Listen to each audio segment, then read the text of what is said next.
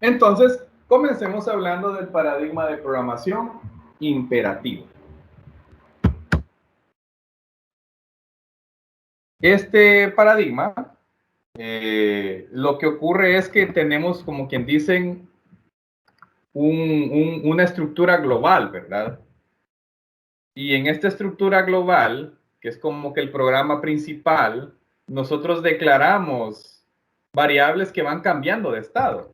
O sea que, ¿se acuerdan del autómata finito donde cambiábamos de estado variables? Bueno, si se fijan bien en la mayoría de programas que han hecho en sus últimas clases, ustedes lo que han ido haciendo es cambiando de estado las variables, cambiándole los valores, y de acuerdo a los valores que tienen, estos van diciendo para dónde va a agarrar el programa. O mandamos a llamar funciones a otros lugares, ¿sí? Mandamos a llamar funciones o procedimientos que ejecutan código de forma lineal. Mira, o sea, van en un orden. Y de acuerdo a cómo van esas variables, ese orden va a cambiar con los if, con los for, con los while. Entonces los paradigmas imperativos siempre nos han acompañado y siempre van a estar ahí, ¿verdad? Un lenguaje no solo tiene un paradigma, hay lenguajes que tienen múltiples paradigmas o multiparadigmas. Java, por ejemplo, es orientado a objetos y es imperativo.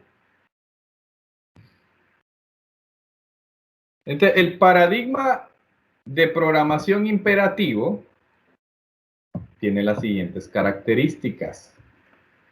Y yo creo que aquí tal vez no se acuerdan mucho de este señor, pero el paradigma imperativo se basa en el modelo de la máquina de este señor von Neumann. Este señor estableció un modelo de máquina en donde, y miren bien que este diagrama en algún momento lo vieron, donde ocurre una entrada. Posteriormente, esa entrada es procesada, es el procesamiento. Y lo que procesamos produce una salida. Entrada, procesamiento, salida. Esa es la máquina de von Neumann. Luego vino alguien y le agregó el almacenamiento, ¿verdad?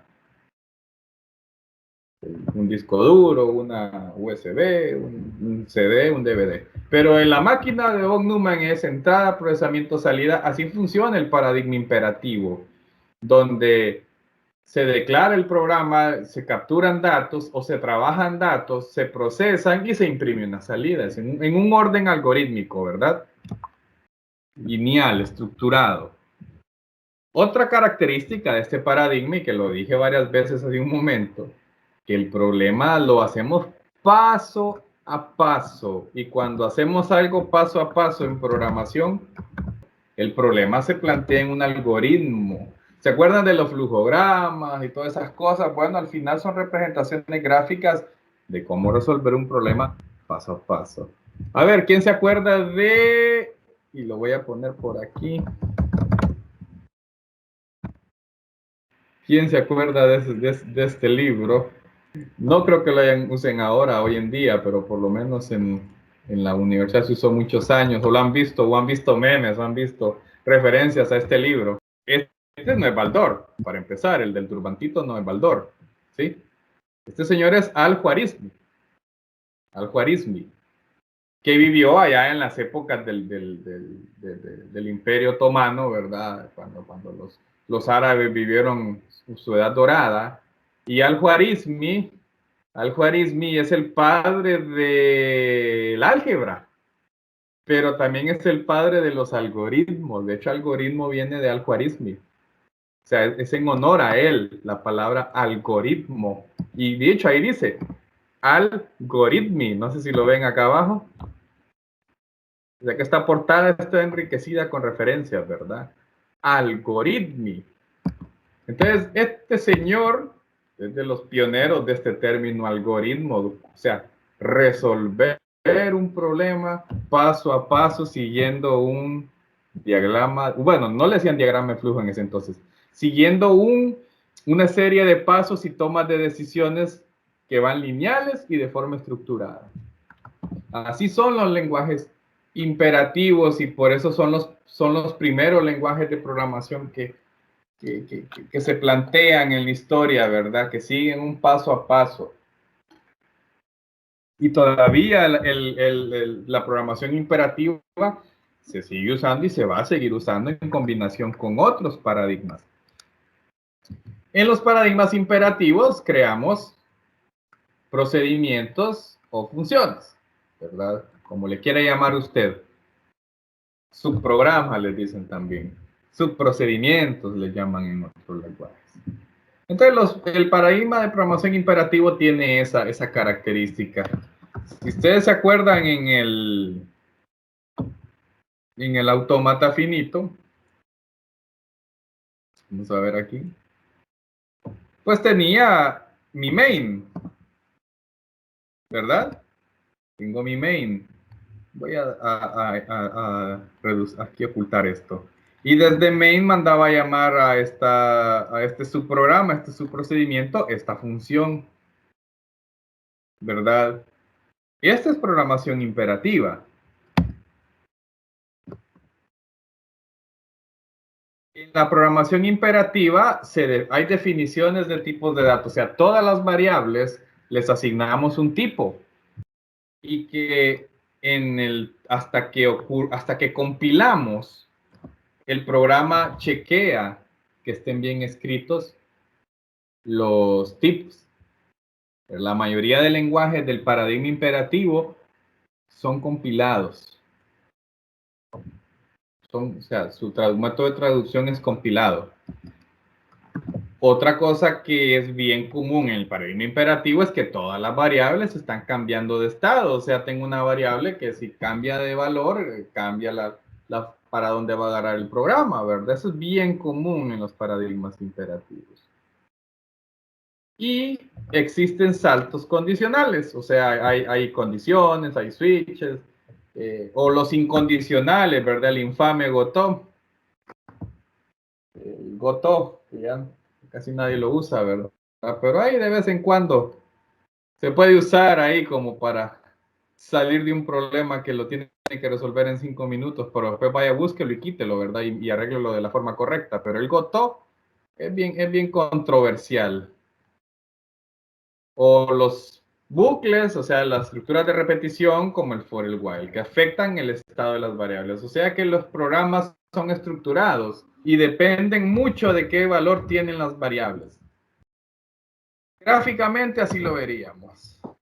Las características de los lenguajes cuyo paradigma es imperativo, ¿verdad? Para empezar, se basan en procedimientos, ¿verdad? Por lo menos tiene que haber una función o procedimiento de arranque. Definimos tipos de datos, siempre hay dos variables enteras. Y estas variables están cambiando de estado. Miren, aquí les asignamos valores con una captura, ¿verdad?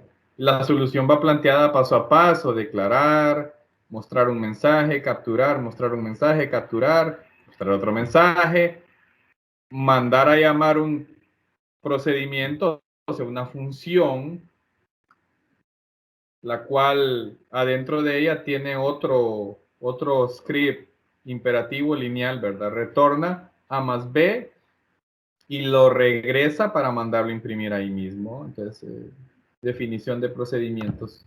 Y todo este es el algoritmo de este programa, ¿verdad? Una solución planteada paso a paso. ¿Qué lenguajes utilizan el paradigma imperativo, aunque tengan otros paradigmas?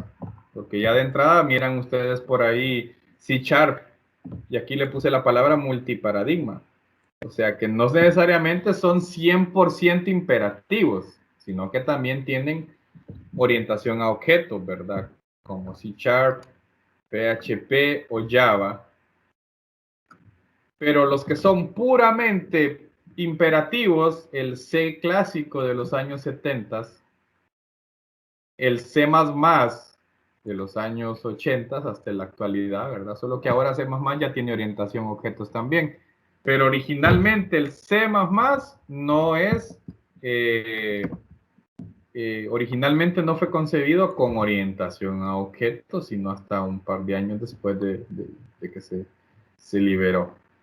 Algol ya es un lenguaje viejo, antiguo, ¿verdad? Que viene de algoritmo, usa paradigma imperativo. ADA, usado por la milicia, ¿verdad? Más que todo por los US Navy, ¿verdad? O sea, por la Marina de Estados Unidos, ¿verdad?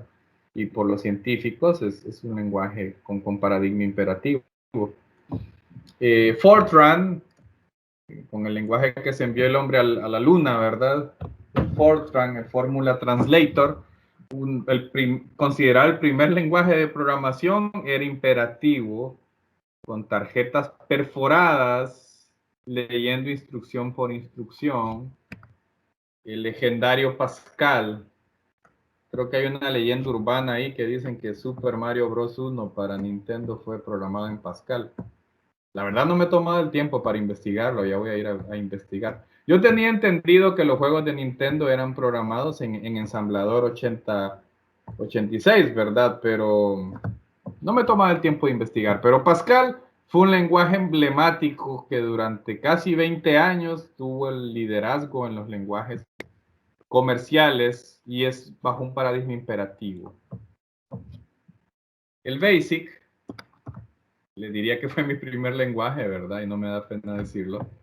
BASIC es un lenguaje que al menos a lo que yo le logré sacar el jugo, para mí fue bastante potente, ¿verdad? La mayoría de juegos de Atari estaban hechos en BASIC, ¿verdad? Hay una computadora legendaria que es la Commodore 64 o C64, corría en BASIC. Yo tuve una que compré ahí en un furgón que venía en una aduana, ¿verdad? Entonces el BASIC, ¿verdad? Un lenguaje muy, muy bueno para aprender cuando se es niño. Todos son imperativos. El programa se plantea la solución paso a paso, ¿verdad? ¿Qué ventajas tiene el paradigma imperativo, verdad?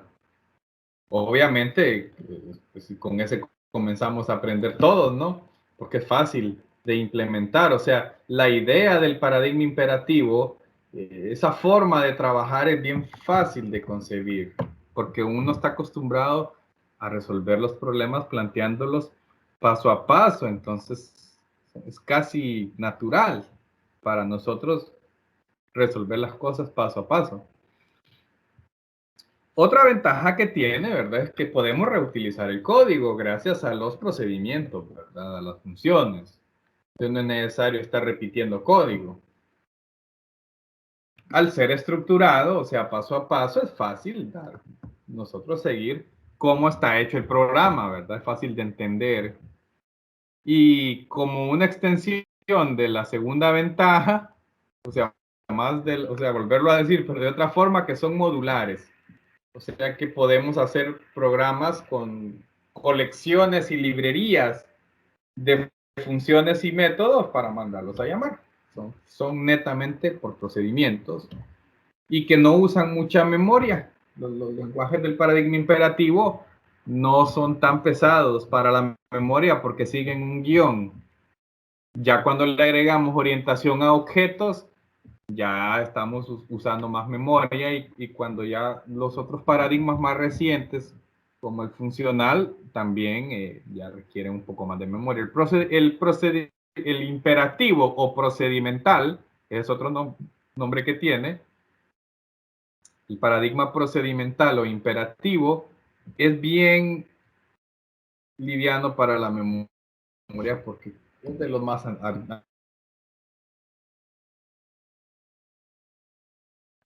este paradigma. ¿Qué desventajas tiene? Ok, que pues al estar atados a tipos de datos primitivos, o sea que los tipos de datos compuestos parten de tipos de datos primitivos, entonces estar atado a estos tipos de datos primitivos evita que nosotros podamos crecer más dentro de nuestros desarrollos un poco más potentes, o sea, siempre vamos a estar atados a tipos de datos. Y otra desventaja es que en lugar de darle importancia a lo que estamos procesando, se le da más importancia a cómo lo estamos procesando. O sea, importa más el cómo que el qué. cosa que en los paradigmas más recientes, como el funcional o el lógico, no es así. Entonces, en los paradigmas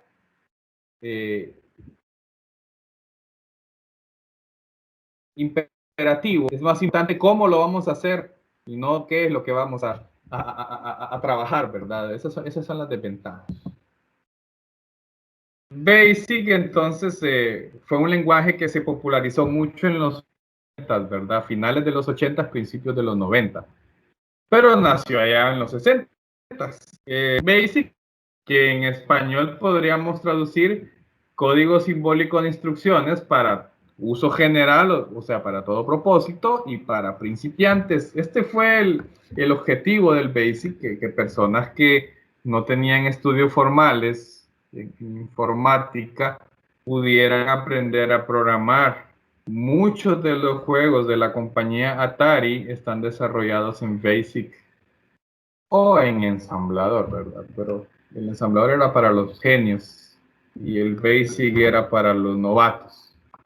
Nace aquí en el Dartmouth College. Y estos señores, sí, John Kemeny y Thomas Kurtz, estos señores son los que crearon este lenguaje. Y fue para fines educativos, más que todo para las clases de física y matemáticas. Yo recuerdo haber hecho un lanzamiento de proyectil en Basic. Déjenme mostrarles. Todavía tenemos tiempo. Total, ya vamos a terminar. Quiero ver si los tengo por aquí. Está. Cuando yo daba clase en un colegio, yo di matemáticas y física cuando se quedaban sin profesor. Y yo les enseñaba programación, entonces les enseñé Visual Basic allá por los años 2001, 2002. Caída libre. ¿Ven cómo se acelera la caja al caer? ¿Verdad? Estos eran los programitas que hacíamos con ellos, ahí lo aplasté. Y por aquí estaba la velocidad, vamos a ver si lo encuentro. Aquí es donde le iba aumentando de acuerdo a cómo pasaba el tiempo, ¿verdad? La velocidad de un valor al azar. O, por ejemplo, vamos a ver este otro. Esto es Basic, solo que este ya es Visual Basic. Ven como la caja, de acuerdo al ángulo, miren, la velocidad en la que se va desplazando. O si la dejo ahí, no se desplaza. O se desplaza poco. No sé si lo alcanzan a ver todo. Esto lo enseñábamos en física y fue en Basic, porque ese es el fin del Basic, esa fue la finalidad. Y miren aquí con las componentes de seno y coseno, ¿verdad? Se trazaba esa caja. Si ustedes ven el formulario, no hay nada, solo una rayita. Este cuadro no es la caja, es otra cosa. Entonces la caja se dibujaba puras rayitas vectorialmente. Tenía tiene esa ventaja. De la velocidad, de cómo cuando se despega un objeto y rompe la gravedad, ¿verdad? Ese era otro, había que pegarle al peso ahí arriba. El código aquí. Entonces, esto está hecho en Basic. Visual Basic es la versión visual de todo eso. Aquí le ponía las masas a cada una de las cajas y con la segunda ley de Newton, él hacía el arrastre. Entonces, si la primera caja tenía una masa inferior a la de la segunda caja, era más rápido el desplazamiento. No sé si lo notan. Ahora, cuando esta pesa menos, perdón, su masa es menos, no ocurre, es 2.8 ya probar, entonces se ve casi no hay arrastre ahí, si lo pongo 1.6 hay menos, 1.8, ven ahí, ¿verdad? Entonces miren, con poco código era posible hacer simulaciones de este tipo usando el Basic, dinámica rotacional. Cada uno gira a diferente frecuencia y aquí ven, creo por aquí van a ver la ecuación. amplitud por tiempo más un medio de alfa por el tiempo al cuadrado. O sea, la dinámica rotacional y sacábamos los componentes en seno y coseno de cada uno de ellos. Creo yo que eso está más acá. Creo yo que aquí está. Y aquí está la componente en seno y coseno de cada uno. Por ejemplo, desde el Sol. Le saco los componentes seno y coseno a cada uno de ellos y lo dibujo, ¿verdad? Aquí está, por ejemplo. Cos y sin. Y ahí ven dinámica rotacional.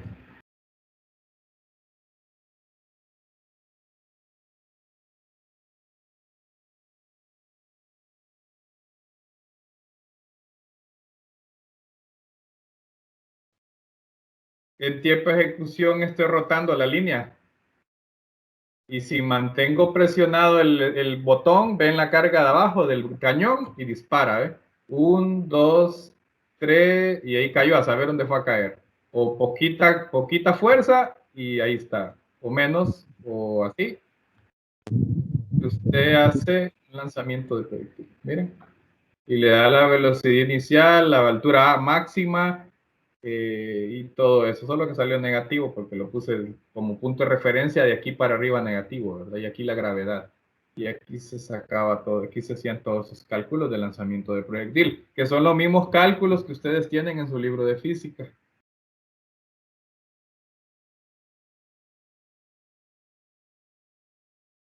Sí, el objetivo del BASIC fue ese. Ustedes ya no ven óptica, ¿verdad? Esta es la ley de Snell, de refracción. Con un haz de luz ingresa a un fluido con menor índice de refracción, la luz se dobla. Miren. Y todo esto, aquí no ven, esto es el gráfico, una línea, y la otra línea la dibujo en tiempo real, un círculo, y este solecito si es un BMP. Entonces, la ley de refracción de Snell, que aquí está, seno del ángulo 1 por el seno, perdón, seno del índice de refracción 1 por el seno del ángulo 1 y todo eso entre el índice de refracción del segundo fluido, todo eso elevado a la menos 1. Así era como daba clases yo ahí. Entonces el BASIC evolucionó en Visual Basic, pero se cumplió el objetivo de estos señores. Hay cualquier cantidad de libros de texto de física y matemáticas que incluían, por lo menos en los años 90, rutinitas de BASIC para probar las simulaciones del libro. Y estas fueron las IDEs más famosas en los años 80 y 90 para programar en BASIC. El Turbo Basic, el Microsoft Basic, el Quick Basic, todos los usé. Y hay un emulador moderno para Windows 10, que es el QV64, para programar en BASIC DDoS. Pero el BASIC evolucionó actualmente en Visual Basic, ¿verdad? Esa fue la evolución del BASIC. Visual Basic. La 6 fue la anterior a la versión .NET, que es esta de acá. En visualstudio.net, por ejemplo, voy a entrar a la 2015. Entonces, actualmente BASIC va por el Visual Studio 19, ¿verdad? Pero yo me quedé usándolo hasta el 2015, de ahí me tiré a programar solo web. De visualbasic.net, esta es ya la evolución de BASIC a entornos Windows más modernos, ¿verdad? Igual se puede hacer lo mismito que se hacía en Visual Basic 6, solo que el motor gráfico de visualbasic.net es más potente. Al ser más potente es más difícil de hacer un montón de cosas que en Visual Basic 6 eran bien fáciles de hacer, pero tiene cualquier cantidad de elementos de interfaz gráfica el Visual Basic, así como el C#. Esta es la evolución del BASIC. Y BASIC fue un lenguaje que nació en el paradigma imperativo, que evolucionó a la orientación a objetos y al multiparadigma, ¿verdad? Que actualmente funcional, orientado a objetos e imperativo. Y bueno, hoy llegamos hasta aquí. Pasen buenas noches y nos vemos mañana.